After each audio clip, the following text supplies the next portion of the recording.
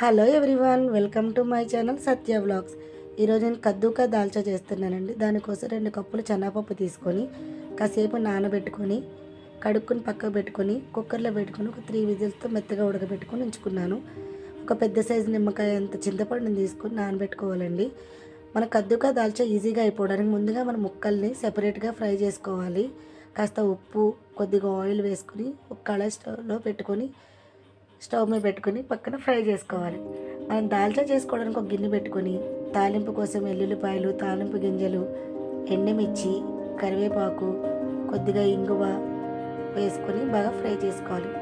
దాల్చా కోసం మనం పెద్దగా కట్ చేసుకున్న ఉల్లిపాయ ముక్కలు, పచ్చిమిరపకాయలు కూడా వేసుకొని కలుపుకోవాలి.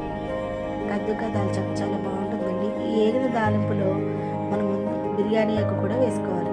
మనం ముందుగా పక్కగా ఫ్రై చేసుకుంటున్న కూరగాయ ముక్కల్ని, సొరకాయ ముక్కల్ని వాటిని ఏగుతున్న తాలింపులో వేసుకుని కాసేపు వేగనిచ్చి కొద్దిగా అల్లం వెల్లుల్లి పేస్ట్ వేసుకోవాలి.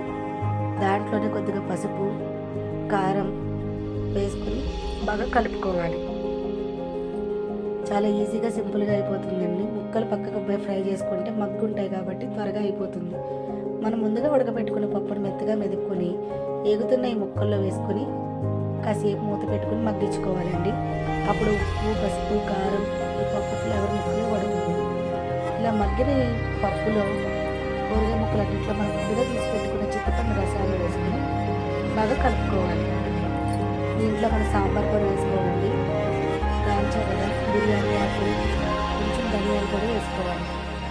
ఇందులో మొత్తం కలుపుకున్న తర్వాత ఉప్పు సరి చూసుకొని కొద్దిగా ధనియాల పొడి వేసుకొని బాగా మరగనివ్వాలి.